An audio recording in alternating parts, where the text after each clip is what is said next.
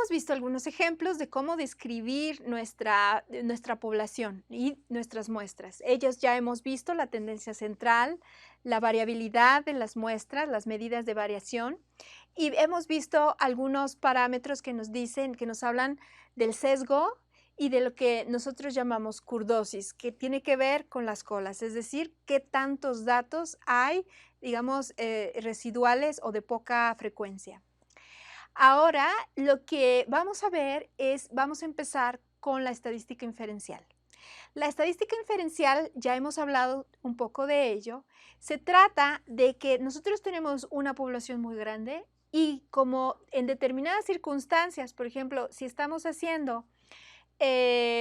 estudiando la movilidad en la ciudad de Querétaro y queremos estudiar toda la población que utiliza el transporte público, sería imposible entrevistarlos a todos. Entonces, lo que hacemos es escoger una muestra de entre la población que lo utiliza para, por ejemplo, estudiar la calidad del servicio. Esto entonces, pero entonces la pregunta surge, ¿cómo es que esta muestra me va o me dice acerca de la población completa? Es decir, ¿cómo me describe esa muestra? ¿Cómo está relacionado las propiedades descriptivas de la muestra, su tendencia central, su variación, su varianza, su desviación estándar, su kurdosis, etcétera? ¿Qué es lo que me dice con respecto de lo que sucede en la población original? Entonces, eh, justamente eso es lo que hace la estadística inferencial. A partir de muestras, de la selección de esas muestras, saca conclusiones respecto de la población.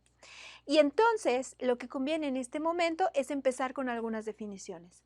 En particular, vamos a empezar con que la población es todo el grupo sobre el que se desea sacar conclusiones. Es decir, en este caso que les comento, sería toda la población que utiliza el transporte público en la ciudad de Querétaro. Y ellos pueden estar inclusive subdivididos en categorías dependiendo, por ejemplo, de la ubicación geográfica, de la edad, de los ingresos, entre otras cosas. La muestra es un subconjunto de ellos, específico de personas de las cuales se recopilarán los datos. La intención de la muestra es que represente lo que existe en la población, de tal manera que si nosotros no elegimos bien esa muestra, puede afectar la validez de nuestros resultados. Entonces, elegimos la muestra para que represente a la población en general. Pero si nosotros no elegimos bien la muestra, ella puede conducirnos a sesgos de investigación y estos pueden ser el resultado de que haya un sesgo de muestreo. Hay también otra definición que está relacionada con el marco de muestreo o el marco muestreal, que también se llama, que es la lista real de los individuos de los cuales se extraerá la muestra. O sea, idealmente esa lista debería de contener toda la población objetivo. A veces no es posible contar en esa lista. Simplemente para estudiar la movilidad en el estado de Querétaro tendríamos que tener el nombre de todos los que te lo utilizan, ¿no? Y a partir de ahí hacer una elección sobre esa muestra. Eso en este punto es imposible porque hay muchos usuarios que no saben que van a ser usuarios y otros que obviamente que sí. Pero ahí tendríamos que asegurarnos además, ese marco muestreal tendría que asegurarnos que no existe otros individuos más que los usuarios del transporte público. Y eso, aunque puede parecer trivial, no siempre se cumple y tenemos que tener cuidado de cómo escoger un marco muestreal. Luego, el muestreo entonces se tiene que escoger de manera que no se presenten sesgos en la investigación, de tal manera que la muestra represente efectivamente la población y los resultados tengan validez. Además de que esta muestra no tenga sesgos, tenemos que ver el tamaño de la muestra. El tamaño de la muestra está relacionado con el número de individuos a los cuales vamos a estudiar efectivamente, a los cuales se les va a hacer una encuesta o se les van a tomar los datos. Estos, entonces, pues el tamaño para que la muestra sea representativa de la población, pues va a depender de varios factores. Uno de ellos es el tamaño de la población, su variabilidad e incluso el mismo diseño de la investigación. Existen varios enfoques que nos ayudan a calcular el tamaño de la muestra y ellos normalmente lo que suponen es que, digamos que la población tiene, por ejemplo, una distribución normal. Esto es que escogidos al azar, pues hay una igual probabilidad de todos de ser escogidos. También va a depender el tamaño de la muestra, como ya les decía, del tamaño de la población, va a depender de su variabilidad, es decir, de la desviación estándar o de la varianza, y también depende del nivel de confianza con el cual nosotros queremos llegar a una conclusión. Es decir, cuánta confianza se tiene o se quiere tener de que las medidas de esta muestra van a reflejar la población. Normalmente estos niveles de confianza varían muy poco. Normalmente se escogen entre 90%, 95% y 99%. Realmente estos son los tres escenarios más comunes, aunque también puede haber investigaciones que ocupen el 80 al 85%. Pero en general, hablando de estos tres niveles de confianza, son los más comunes en las investigaciones. También hay una cosa que se llama el nivel de la significación. Si nosotros hablamos del nivel de confianza de 90%, estamos hablando también de un nivel de confianza no porcentual de 0.9. El nivel de significación es el complemento del nivel de confianza. Es decir, es 1. Si nosotros decimos que el nivel de confianza es 1 menos alfa, entonces donde alfa es el nivel de significación, entonces si nosotros quisiéramos un nivel de confianza de 0.9, tendríamos un nivel de significación de 0.1. Es el complemento hacia la unidad. Como les decía, existen varias fórmulas que nos permiten calcular el tamaño de la muestra. Muchas de ellas, la gran mayoría, también como ya vimos, dependen de que la población esté distribuida de manera normal. Les voy a enseñar, esta es una de tantas opciones posibles de calcular el tamaño de esta muestra. Y está donde n es el tamaño de la muestra, alfa es el nivel de significación, z alfa cuadrada es el cuartil de la distribución normal estándar, que corresponde a una probabilidad de alfa medios. Sigma es la desviación estándar y E el margen de error deseado. ¿Qué es de la distribución normal estándar? Ya existen, hay libros que traen tablas de esta distribución, también se le llama calificación Z o Z-score en inglés, en donde a cada nivel de confianza existe un valor crítico de esa distribución Z. Entonces, de tal manera que si el nivel de confianza es, por ejemplo, de 0.95, el valor crítico de Z es de 1.96. Me voy a saltar aquí la interpretación de ese valor. Simplemente diré que ese valor corresponde a una función de probabilidad como acumulada. Y entonces, a partir de ahí, nosotros, entonces, del nivel de confianza, tenemos un nivel de significación y asociado a ellos, entonces, tenemos un valor crítico de Z. Recordando entonces nuestra función, nosotros pudiéramos, a partir de la desviación estándar de los datos y del error que nosotros requerimos de la confiabilidad del estudio, entonces escoger un tamaño de muestra. Vamos a hacer un ejemplo.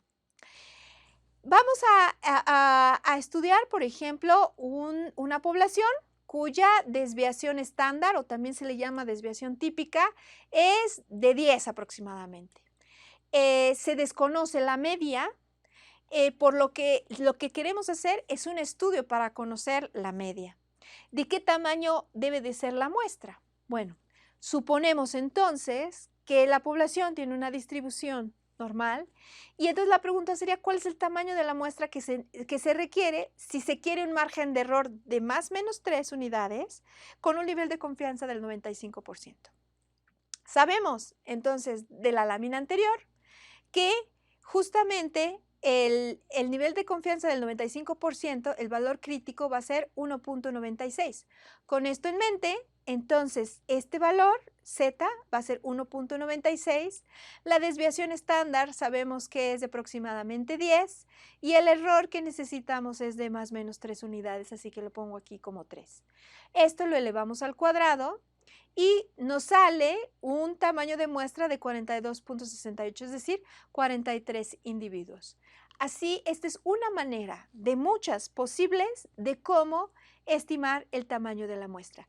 Tal vez aquí lo más importante que el tamaño de la muestra, me atrevería yo a decir, es cómo se elige la muestra. Finalmente, observar que el tamaño de la muestra y el nivel de confianza son directamente proporcionales. Si quieres mayor nivel de confianza en la muestra, el tamaño de la muestra debe de ser mayor.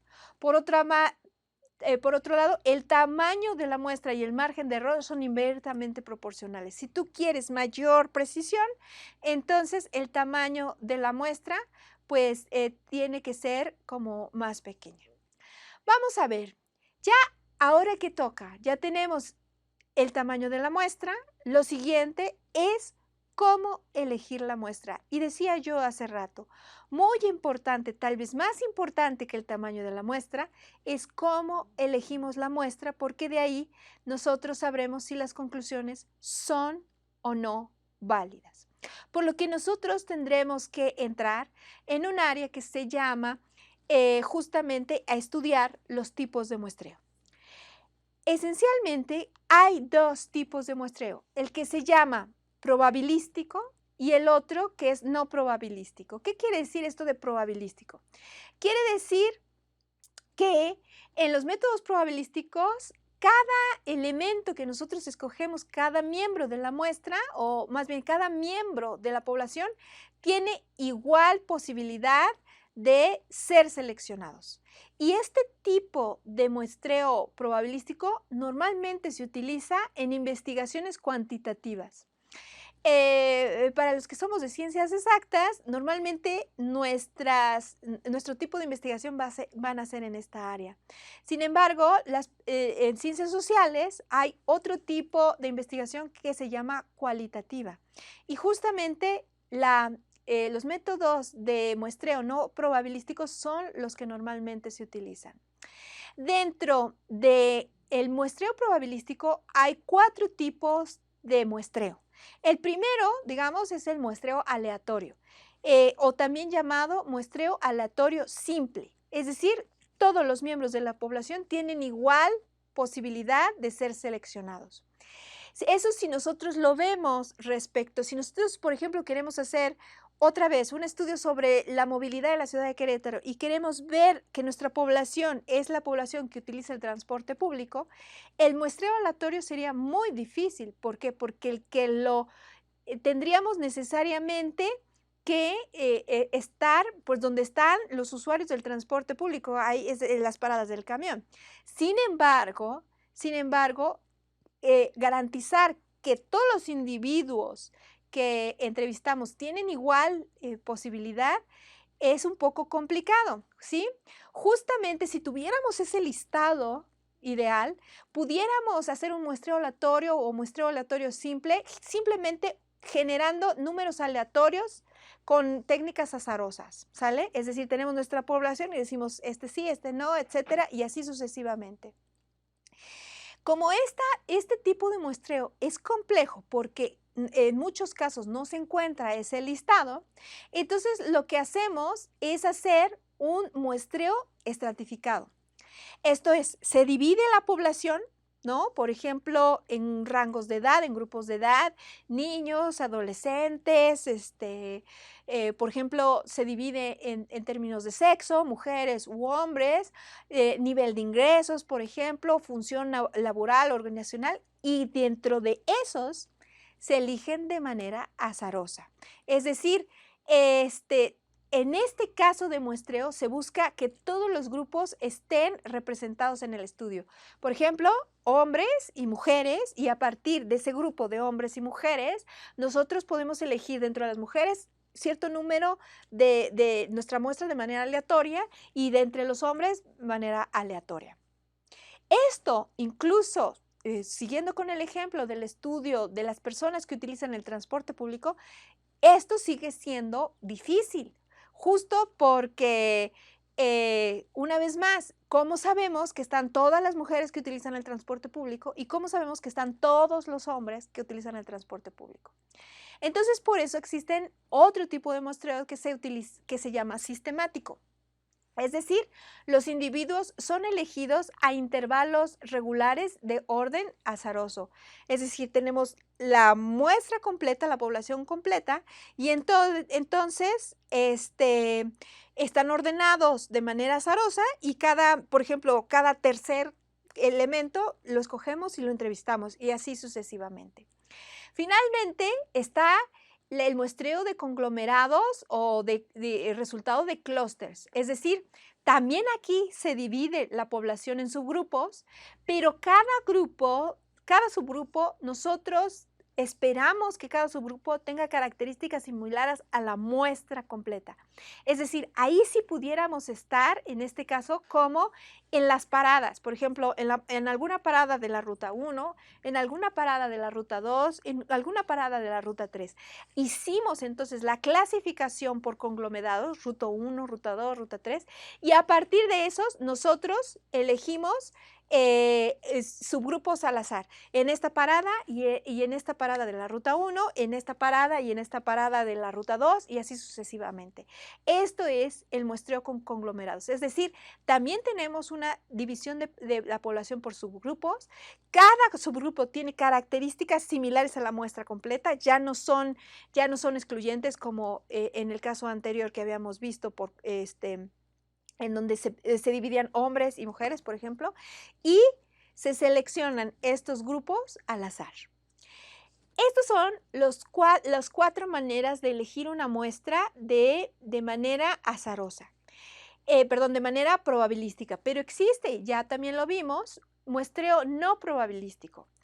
El muestreo no probabilístico, en este caso, la muestra se selecciona con base no en criterios azarosos, sino, y esto implica que no todos los elementos tienen la misma posibilidad de ser incluidos, ¿no? No todos los elementos pueden ser incluidos y, por ejemplo, uno de los que de las técnicas de muestreo no probabilístico está el muestreo de voluntarios, es decir, nosotros pudiéramos, siguiendo con el ejemplo del estudio de la movilidad en Querétaro, nosotros pudiéramos decir, ¿quién quiere ser entrevistado?